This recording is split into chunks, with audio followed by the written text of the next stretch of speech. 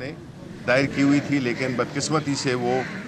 उसमें जो ऑब्जेक्शंस थी वो भी जिस तरह हमने सुबह रिमूव कर दी, लेकिन वो लग नहीं सकी हैं। नतीजतन खान साहब की सिक्योरिटी इस वक्त उस लिहाज से कुछ नहीं है कि वो यहाँ पे आएँ। दूसरी जो पटिशन थी जिसमें कि हमें कहा गया कि एक आप आ सकते हैं, खान साहब आ सकते हैं, इधर इस वक्त आ सकते हैं, लेकिन चूँकि 144 लगी हुई है और खान साहब के जो ज़मान पार्क है उसके इर्द गिर्द बिल्कुल नाकाबंदी हुई है, वहाँ से कोई ना अंदर दाखिल हो सकता है ना निकल सकता है। तो वो हमारे किसी काम की भी नहीं हुई, क्योंकि जब खान साहब आ नहीं सकते, वो तो तैयार बैठे हुए हैं और उनसे फ़ोन पे भी बात हुई, वो तैयार बैठे हुए हैं यहाँ पे आने के लिए, लेकिन वहाँ पे आपको पता है कि जो रुकावटें खड़ी की गई हैं, जहाँ पे पुलिस ने नाकाबंदी की हुई है, उसकी वजह से हम अप्रोच नहीं यहाँ पे अदालत में नहीं आ सकते। अब ये बड़ी बदकिस्मती है, क्योंकि हम तो ये समझते हैं कि जो इमरान खान साहब हैं वो इस मुल्क के साबिक़ वज़ीर आज़म भी रह चुके हैं, वो एक इस मुल्क की सबसे बड़ी जमात सियासी जमात के सरबराह भी हैं और वो जो है तो इस मुल्क के एक मकबूल तरीन लीडर भी हैं,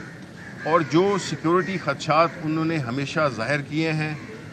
वो हकीकत में भी तब्दील हुए, जिसमें कि उन्होंने पहले कहा था कि उन पर कातलाना हमला प्लान किया जा रहा है, तो वो हुआ, उसमें अल्लाह ताला का शुक्र उनकी जान बच गई। लेकिन अभी भी हमारे पास बड़ी सॉलिड वो हैं इंफॉर्मेशन है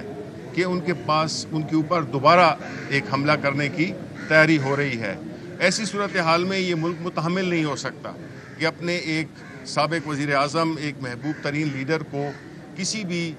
तरीके से एक्सपोज करें और जिसमें कि सिक्योरिटी उनके पास ना उनको मैसर की जाए, और अगर उनकी तारीखें 78 मुकदमे हो चुके हैं उन पे इस वक्त तक, जो कि मेरा ख्याल है कि पाकिस्तान की जो कानूनी तारीख है वो एक रिकॉर्ड है। 78 मुकदमे और रोज़, और अभी स्टिल काउंटिंग वाली बात है, और उसमें कभी इस्लामाबाद में, कभी बलूचिस्तान में। तो इसका मकसद तो यही है कि खान साहब को एक किस्म का उन्होंने घेरे में लिया हुआ है, मुख्तलिफ सियासी बुनियाद पे सारे झूठे मतलब है मुकदमात उन पर दायर किए गए हैं, जिसका कि न सर है न पैर है। मकसद है उनको दबाव में लाना, लेकिन ये सारी चीज़ें कारगर इसलिए साबित नहीं होंगी बिकॉज पाकिस्तान के अवाम फैसला कर बैठे हैं कि वो इमरान खान के साथ खड़े हैं, वो कानून के साथ खड़े हैं, वो आइन के साथ खड़े हैं। इस वक्त जो मुख्तलिफ कोशिशें हो रही हैं कि आइन को किस तरह से वो किया जाए, तब्दीली की जाए, उसमें उसकी जो एक्चुअल जो स्पिरिट है उसको किस तरह से डिफाई किया जाए। लेकिन इस वक्त जो है अल्हम्दुलिल्लाह कि एक तो इलेक्शन कमीशन ने अनाउंस भी कर दिया है, शेड्यूल भी अनाउंस कर दिया है, और अभी हमारी जो सियासी एक्टिविटीज़ हैं बुनियादी तौर पे ये यही चाहते हैं कि खान साहब अवाम के साथ राब्ते में ना हों। उनका जो जलसे, जुलूस,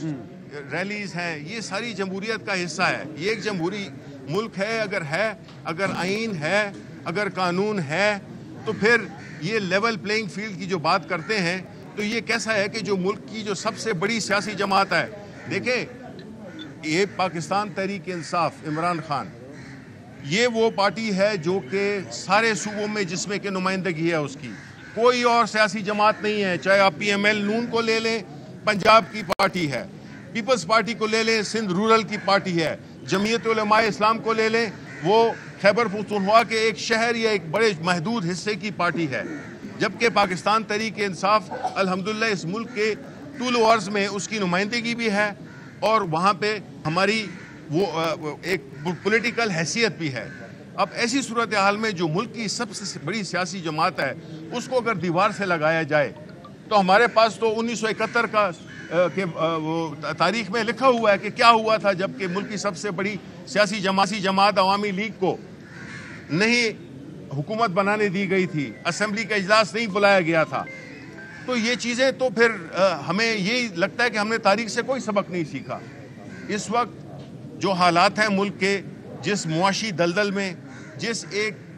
समाजी इंतशार मुब्तला कर दिया है इस नालायक और नकम्मी हुकूमत ने,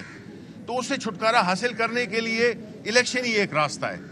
और इलेक्शन करवाने के लिए आपने एक साजगार माहौल पैदा करना है। उसमें आपने ये नहीं है कि मन घड़त झूठे मुकदमे दायर करके और एक सियासी लीडर को आप बिल्कुल उससे सियासी मैदान से बाहर करना चाहते हैं। تو اس لیے ہم صرف عوام کے ساتھ یہ ان کو اپڈیٹ کرنا تھا کہ جو آج کی صورتحال ہوئی، کل ہماری اسلام آباد میں بھی پیشی تھی، لیکن جب ہمارے پاس کوئی پروٹیکشن ہی نہیں ہے، ہمارے بار بار سیکورٹی مانگنے کے باوجود، جو کہ حق ہے نہ صرف ایک پاکستانی شہری کے ہونے کی حیثیت سے بلکہ ایک ایکس پرائم منسٹر ہونے کی حیثیت سے، ایک ملک کی سب سے بڑی سیاسی جماعت کے سربراہ ہونے کی حیثیت سے، اگر یہ سیکورٹی ہمیں نہیں فراہم کرتے تو ہم تو نہیں چاہتے ہیں کہ وہ ان کو ایکسپوز کیا جائے ایک ایسے ماحول میں جس میں کہ آپ کو پتہ ہے کہ کتنی سازشیں ہو رہی ہیں ان کو ایلیمینیٹ کرنے کی۔ بہت بہت شکریہ۔ اچھا، میں ایک دو چیزیں اس میں ایڈ کر دوں میں پہلے۔ شبلی فراز گفتگو کر رہے تھے ہائی کورٹ کے باہر، اور وہ کہہ رہے تھے کہ عمران خان نے پہلے بھی اپنے اوپر قاتلانہ حملے کا خدشہ ظاہر کیا تھا، اب بھی ہمارے پاس